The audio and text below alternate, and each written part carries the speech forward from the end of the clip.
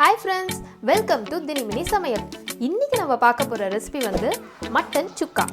இது வந்து பிகினர்ஸும் செய்யலாம், பேச்சுலர்ஸும் செய்யலாம். அவ்வளோ ஈஸியான ரெசிபி. இதை எப்படி பண்றதுன்றத வாங்க வீடியோக்குள்ள போய் பார்ப்போம். மட்டன் சுக்கா செய்ய தேவையான பொருட்கள்.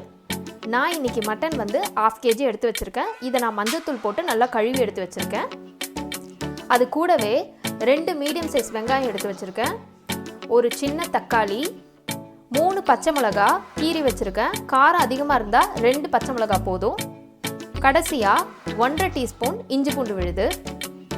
இந்த மட்டன் சுக்காக்கு தேவையான மசாலாக்கள்: 1/4 டீஸ்பூன் மஞ்சள் பொடி, 1/2 டீஸ்பூன் வெறுமிளகாத்தூள், 3/4 டீஸ்பூன் மல்லித்தூள்.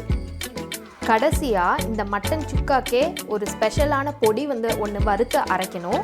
அதுக்கு தேவையான பொருட்கள்: 1/2 டீஸ்பூன் மிளகு, 1 டீஸ்பூன் சோம்பு. அவ்வளோதான். இப்போ நம்ம என்ன பண்ண போகிறோன்னா, நம்ம எடுத்து வச்ச மட்டன், காய்கறிகள், மசாலா எல்லாத்தையும் போட்டு நம்ம வேக வைக்க போகிறோம். ஃபஸ்ட்டு இந்த மட்டனை குக்கரில் சேர்த்துப்போம். இந்த மட்டன் கூடவே எல்லாத்தையும் சேர்த்துக்கலாம். ஃபஸ்ட்டு வெங்காயம்,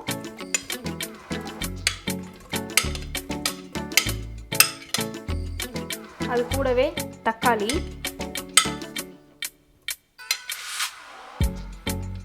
பச்சை மிளகாய், இஞ்சி பூண்டு விழுது.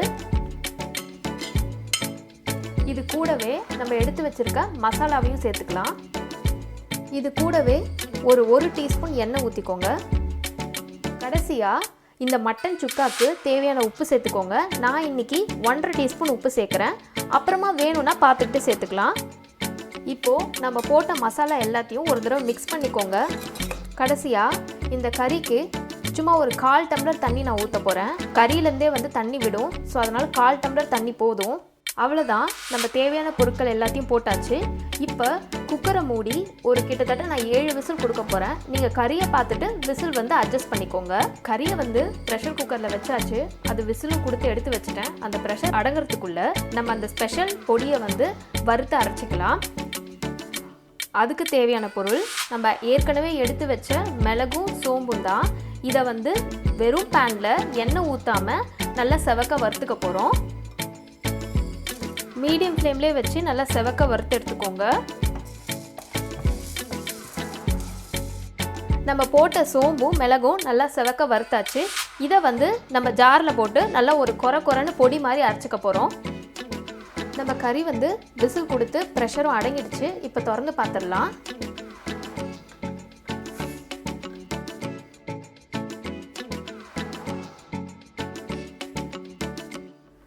மட்டன் பார்த்தீங்கன்னா நம்ம 1/4 டம்ளர் தண்ணி தான் விட்டோம். அந்த மட்டன்லேருந்து வந்த தண்ணியிலேயே இது நல்லா வெந்துடுச்சு.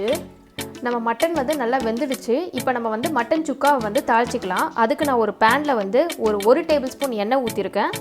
இங்கே நான் தாளிப்புக்கு கொஞ்சம் போல் சோம்பும் 3 காஞ்ச மிளகாவை கிள்ளி வச்சுருக்கேன். இதை சேர்த்துப்போம். அவ்வளோதான். இப்போது நம்ம வேக வச்ச மட்டன் இதில் சேர்த்துக்கிட்டேன். இது வந்து நம்ம சுக்கா செய்கிறதுனால நல்லா சுண்டணும் இந்த தண்ணி.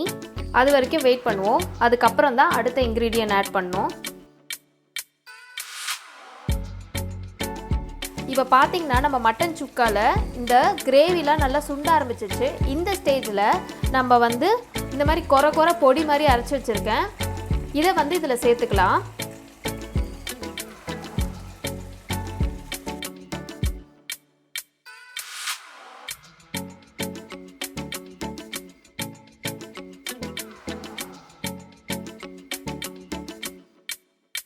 இப்போ இதை நல்லா மிக்ஸ் பண்ணிக்கலாம்.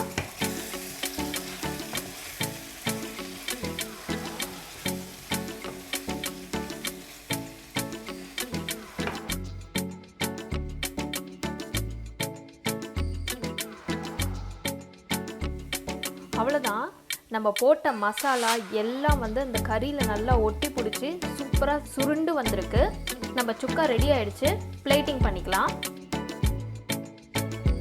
இங்கே பார்த்தீங்கன்னா நம்ம மட்டன் சுக்கா எப்படி சூப்பராக வந்திருக்கான்னு பாருங்கள். இந்த ரெசிபி நீங்கள் கண்டிப்பாக ட்ரை பண்ணி பார்க்கணும். இது ஒரு தடவை நீங்கள் செஞ்சு பார்த்துட்டிங்கன்னா அதுக்கப்புறம் நீங்கள் எப்போ மட்டன் சுக்கா செய்யணும்னு நினச்சாலும் இந்த ரெசிபியை தான் நீங்கள் ஃபாலோ பண்ணுவீங்க. ஏன்னா இது ஈஸியும் கூட. கண்டிப்பாக இதை ட்ரை பண்ணி பாருங்கள்.